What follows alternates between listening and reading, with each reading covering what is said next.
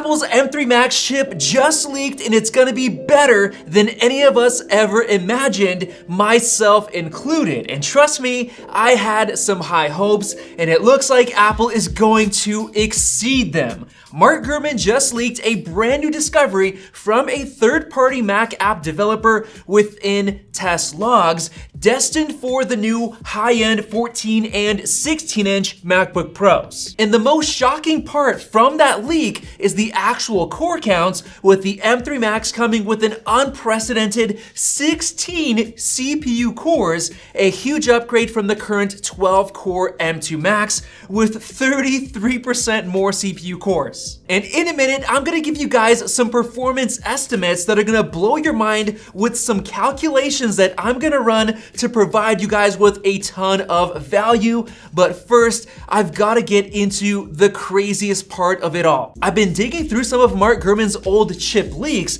and I've just figured out that Apple is actually planning a secret upgrade exclusively for the M3 Max chip, one that Mac fans have been asking for ever since the release of Apple Silicon. I believe that for the first time ever, Apple will finally be giving the M3 Max more CPU performance than the M3 Pro, with 16 CPU cores instead of 14. And this is a huge deal because for both the M1 Max and M2 Max chips, the CPU performance has been literally identical to the M1 Pro and M2 Pro chips. And this has obviously been very annoying to Mac buyers who don't really care that much about GPU performance, making the Max chip useless to them. And the big problem is that some of those users who need CPU power also need more RAM, but Apple is forcing them to upgrade to the Max chip with double the GPU cores just to get that extra RAM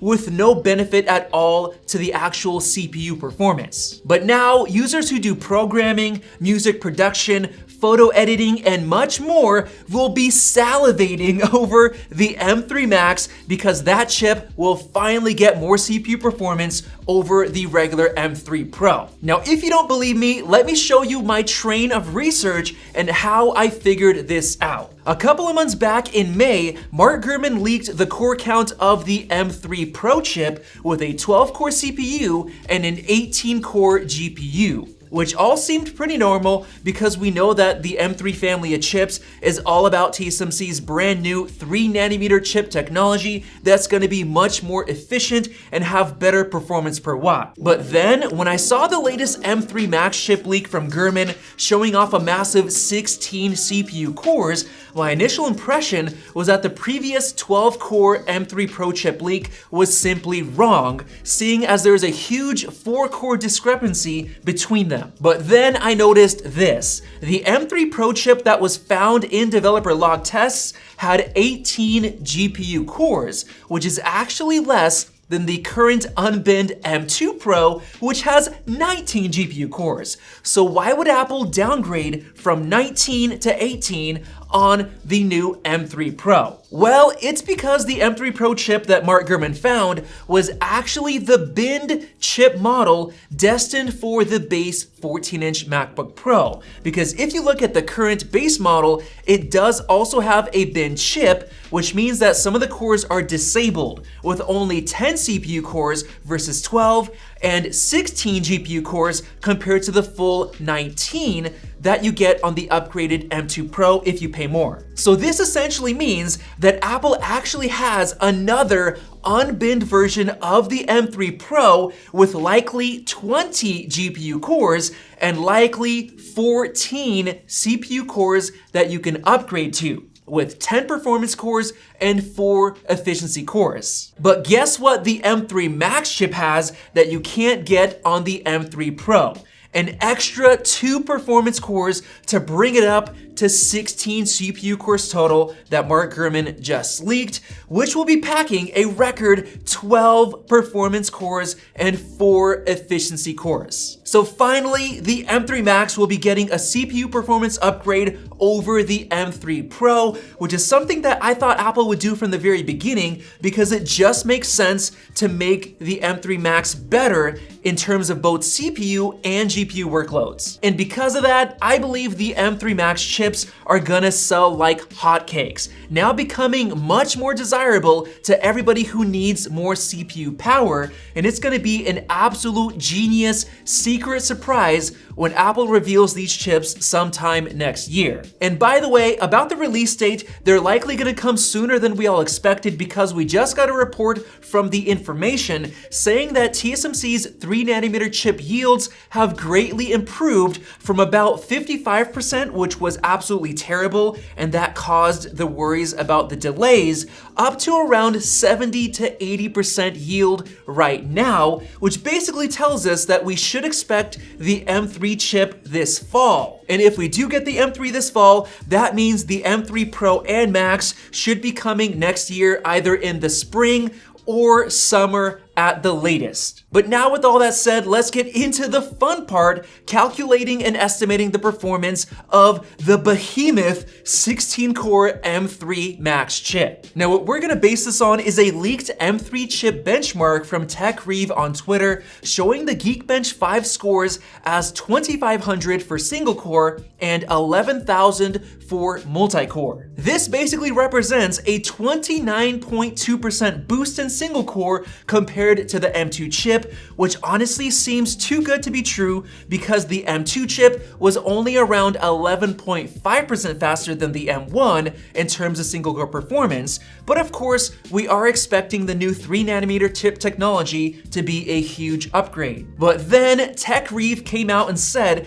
that the 3nm process isn't going to be as good as he initially expected, so the 29% boost is probably unrealistic. So because of that, let's just settle on a more plausible 20% boost in terms of single core performance for the new M3 chip. This means that we should end up with around 2,320 points in Geekbench 5 single core, and from that we can actually measure the performance of just the efficiency cores alone by taking the single core score and multiplying it by 4 total performance cores within the M3 to give us 9,283 points from P cores alone. And then if we take the leaked 11,000 multi-core score, which I think is actually accurate, and minus out the performance core performance, we're left with around 1,716.8 points from the 4 efficiency cores,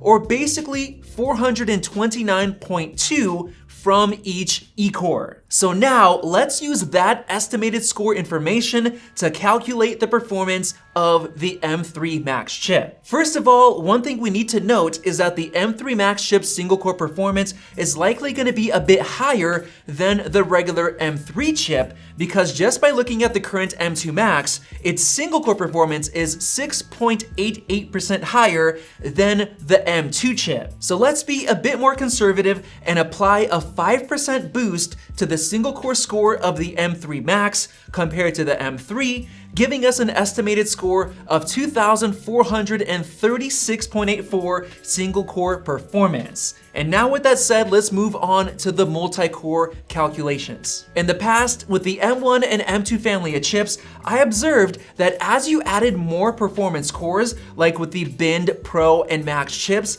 that had 6 and 8 performance cores, there was actually an efficiency loss in terms of the final multi-core performance score, specifically a 9.5% loss for the Bind M1 Pro and a 14% loss for the M1 Max. And seeing as the M3 Max chip will have 12 performance cores, we can expect an even bigger efficiency loss, so let's just guess around a 20% loss for 12 performance cores. So now what I'm gonna do is take the single core score of 2,436 and take away 20% to give us a score of around 1,949 per each performance core. Then we can multiply that number by a total of 12 performance cores to end up with a massive 23,393 points from the performance cores alone. And since we know there's going to be 4 efficiency cores in the M3 Max, we can add back in the same 1,716.8 score from the M3's 4 efficiency cores to give us a grand total of 25,110 multi-core score for the M3 Max chip in Geekbench 5. That would essentially make the new M3 Max almost as fast as the current M2 Ultra chip, which scores around 28,000 points, being only 11.5% faster than the estimated multi-core performance of the M3 Max, which is absolutely insane. And comparing the M3 Max to the previous M2 Max, we're looking at a massive 64.8% faster,